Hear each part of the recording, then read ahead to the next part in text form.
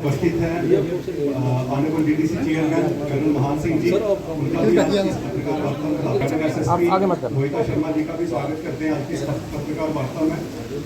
और जितने भी हमारे गणमान्य व्यक्ति एवं विद्यार्थी जिन्होंने, हमारा ये उद्देश्य है कि सरदार पटेल जी की 150वीं जन्म जयंती जो पूरा भारतवर्ष पूरे जोशो खरोश से सेलिब्रेट करने जा रहा है, जिसमें हर एक जिले में पद यात्रा, ऐसे writing competition, reels competition, podcast और क्विज कंपटीशन ऑर्गेनाइज किए जा रहे हैं।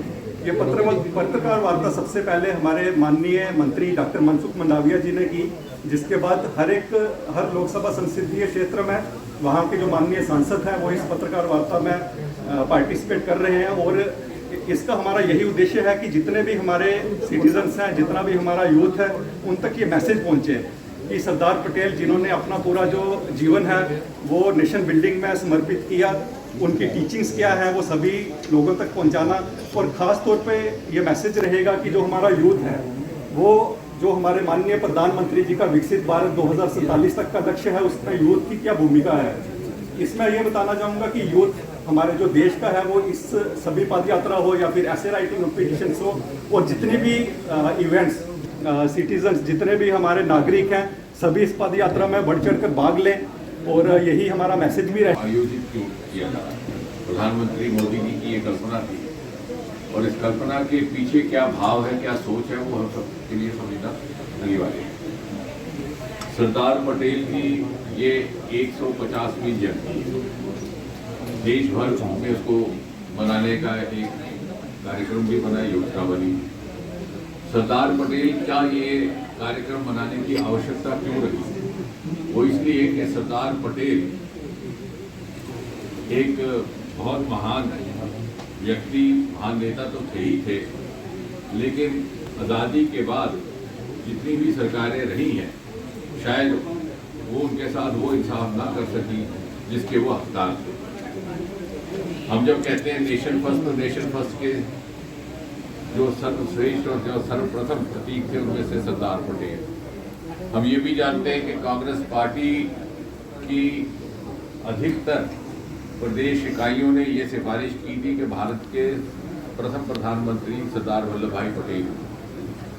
लेकिन जब बापू गांधी ने हस्तक्षेप किया तो सरदार पटेल ने उसे प्रतिष्ठा का विषय ना बनाते हुए, किसी विवाद को ना उत्पन्न हो, इस सोच के साथ पूरे समर्पण भाव से जवाहरलाल नेहरू जी को प्रधानमंत्री बनना स्वीकार किया।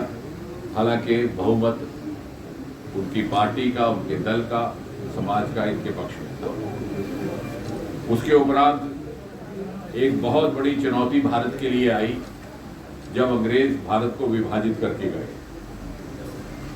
शुरू में तो लॉर्ड माउंटबेटन के यहाँ जब ये योजना बनी तो मंसूबा ये था कि 3 हिस्सों में तकसीम कर दिया जाए, हिंदुस्तान, पाकिस्तान और प्रिंसेस्तान, यानी आपस में लड़ते रहे।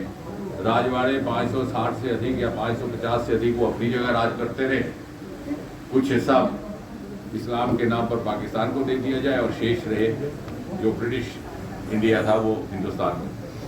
लेकिन उस समय के नेताओं ने इस विकल्प को स्वीकार नहीं किया, लेकिन आखिरकार बंटवारा हुआ, हिंदुस्तान और पाकिस्तान का विभाजन हुआ। विभाजन करने के लिए लॉर्ड माउंटबेटन ने लंदन चिट्ठी लिखी, उन्हें कोई कानून साज चाहिए था। वहाँ से अटॉर्नी जनरल भेजे गए जो बड़े विद्वान माने जाते थे, लेकिन कभी पहले हिंदुस्तान उनका आना नहीं रहा था। केवल 4 सप्ताह लगभग वो दिल्ली रहे, नक्शा उन्होंने पूरा अध्ययन किया और ये लाइन खींच दी जो कठुआ से पास से होकर के गुजर रही है, जिसे आज हम अंतर्राष्ट्रीय सीमा कह रहे हैं। और इतनी बेरहमी से ये बंटवारा हुआ कि लॉर्ड क्लिफ ने अपने एक पत्र में लिखा भी था कि मेरा काम अब समाप्त हो गया है, मैं जल्दी से हिंदुस्तान से कूच करने वाला हूँ, वरना 10 लाख से भी अधिक लोग मेरे खून के प्यासे मुझे ढूंढने आएंगे जो घर भर की बेघर हो जाएंगे। यानी ये समझते हुए भी, लेकिन एक असमंजस की स्थिति, अस्थिरता की स्थिति भारतीय उपमहाद्वीप में बनी रहे, इस सोच के साथ ये षड्यंत्र रचा गया, कतरो गारत हुई। हालांकि आम मानस कभी बंटवारे के पक्ष में नहीं था, जहाँ तक कि मुसलमान समुदाय के भी बुद्धिजीवियों ने इसका विरोध किया।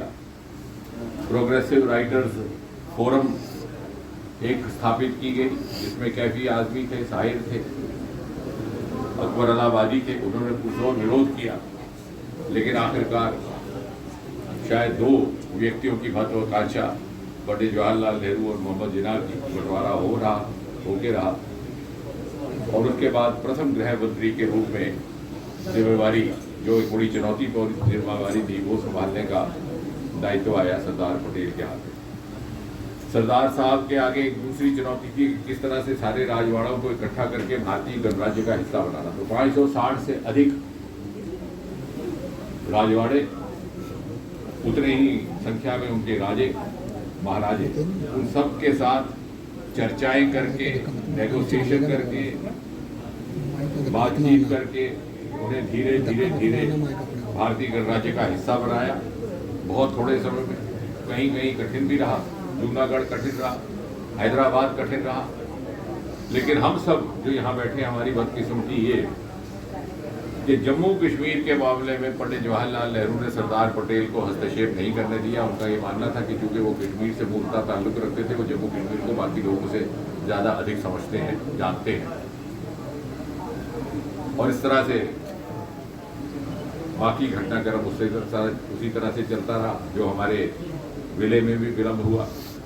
और मैं अक्सर ये कहता हूँ कि यदि सरदार पटेल को जम्मू कश्मीर की जिम्मेवारी उसी तरह दी गई होती जिस तरह से कि बाकी राजवाड़ों की वो जिम्मेवारी संभाले हुए थे, तो शायद यह ना जंग होता, और जो आज पाक अधिकृत जम्मू कश्मीर POJK है, ये भी सामने मसला बन के ना आता।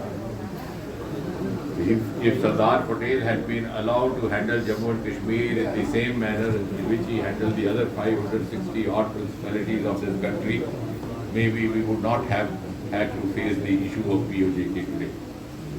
लेकिन ऐसा हो ना सका। उसके बाद पाकिस्तान की ओर से हमला हुआ। नेहरू जी उस समय भी इस असमंजस में थे कि फौज भेजी जाए कि ना भेजी जाए, हालांकि महाराजा हरि सिंह ने तलब की। ये बातें मैं इसलिए कह रहा हूँ कि जब हम 150 साल मनाते हैं तो हम कठुआ वासियों के लिए, हम जम्मू कश्मीर वासियों के लिए इसका एक अलग सा महत्व है, एक विशेष अहमियत है।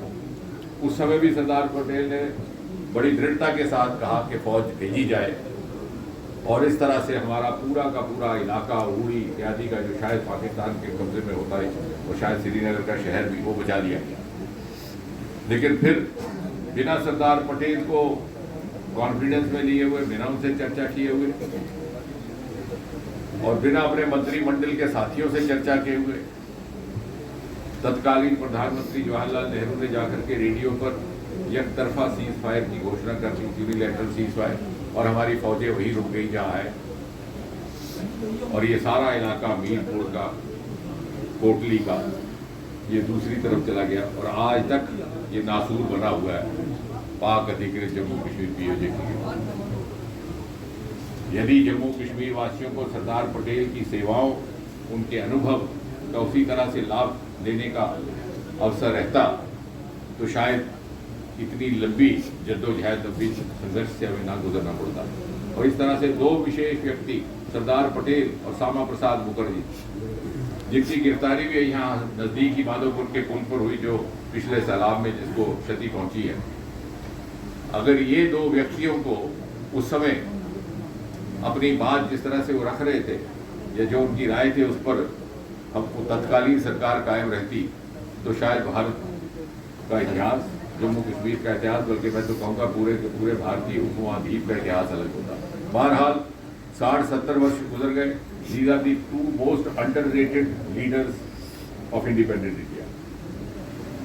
क्योंकि जितनी भी सरकारें आई, एक के बाद एक जानबूझकर ये कोशिश की गई कि इनके नाम को ज़्यादा उजागर ना किया जाए, और धीरे धीरे आने वाली नस्लें, आने वाली पीढ़ियाँ इनके नाम से ना वाकिफ हो। ये श्रेय प्रधानमंत्री मोदी जी को जाता है। उन्होंने सबसे पहले ये बेड़ा उठाया था जब वो मुख्यमंत्री थे, और उस समय उन्होंने दुनिया की सबसे ऊंची प्रतिमा सरदार पटेल की केवड़िया नगरी गुजरात में स्थापित की थी, जो आज एक हेरिटेज पॉइंट भी है और टूरिस्ट पॉइंट भी है। और उस समय हम सभी कार्यकर्ताओं की, हम जितने बैठे हैं, बबलू जी हैं, हमारी बड़ी वरिष्ठ कार्यकर्ता उपदेश जी हैं, हम सब ने यहाँ से लोहा इकट्ठा करके भेजा था गुजरात।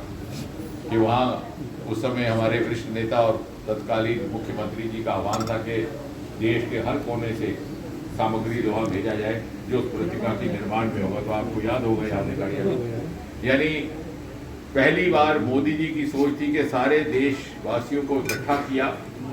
सरदार पटेल को जो अपने तरफ से वो श्रद्धांजलि देना चाह रहे थे मुख्यमंत्री के रूप में, उसके सभी देशवासी हिस्सेदार बने और हम सब जो उस समय के सक्रिय कार्यकर्ता थे, ये युवा कार्यकर्ता थे, उन्हें भी उनके इतिहास से परिचित होने का अवसर मिले।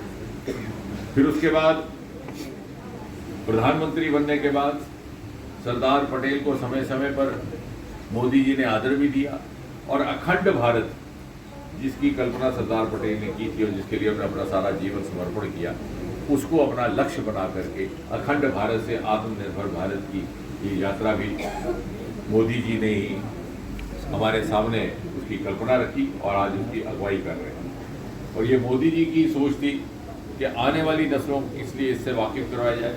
जैसे कि अभी हमारे नोडल अफसर साहब कह रहे थे, 6 अक्टूबर को ये ऑनलाइन कार्यक्रम प्रारंभ हो चुका है जिसमें नौजवान छात्र, अन्य लोग क्विज कॉम्पिटिशन्स, ऐसे कॉम्पिटिशन्स, निबंध कॉम्पिटिशन में भाग ले रहे हैं। और अब 31 अक्टूबर से, जबकि सरदार साहब का जन्मदिन रहता है, उस दिन से ये पद यात्राओं का क्रम शुरू होगा। और जो इनकी योजना है उसके अनुसार प्रत्येक जिले में कम से कम 3 पद यात्राएं निकाली जाएंगी, 8-8, 10-10 किलोमीटर की।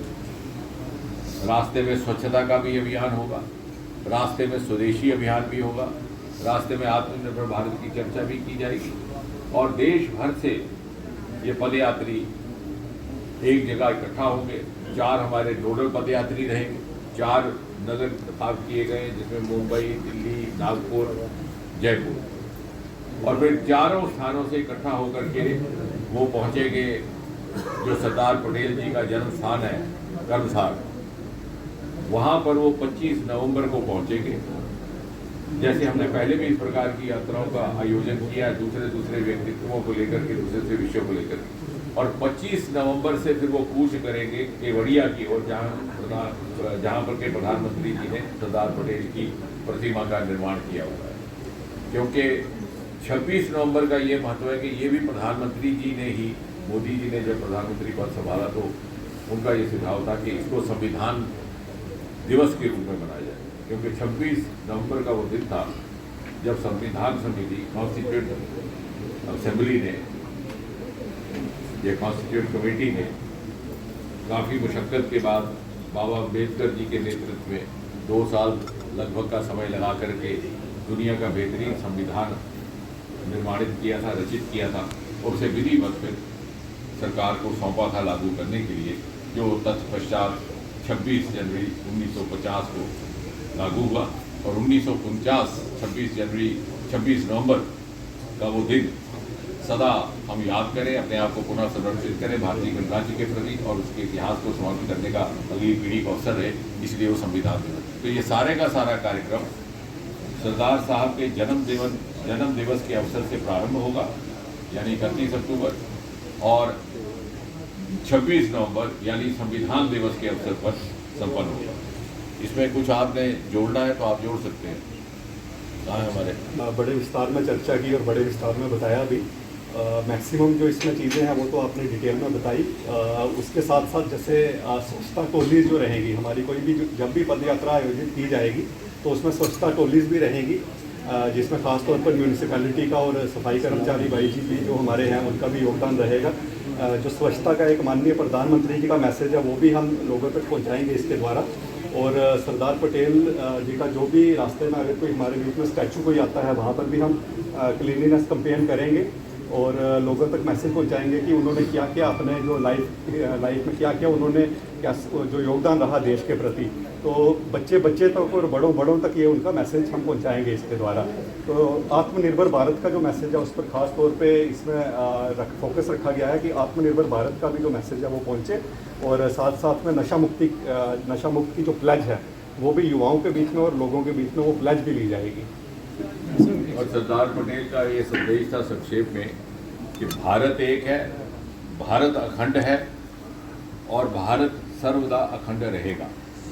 और यही संदेश मोदी जी ने लेकर के हम सबको दायित्व दिया है कि हम देश के कोने कोने तक पहुंचाएं। डॉक्टर साहब, जिस तरह हम देखते हैं कि शहर के लोग जो है काफ़ी पार्टिसिपेट करते हैं इस तरह के कार्यक्रम में, की जाएगी, इसीलिए इसको एक अलग व्यवस्थित ढंग से करने का इस बार का हमारी योजना रहेगी। इसीलिए जैसे नोडल ऑफिसर यहाँ पर किए गए मनोनीत, इसी प्रकार प्रत्येक जिले और नीचे तक पंचायत तक ये कार्यक्रम जा सके उसकी व्यवस्था की जाएगी। और इसीलिए 6 अक्टूबर से इसकी तैयारी शुरू हो गई थी।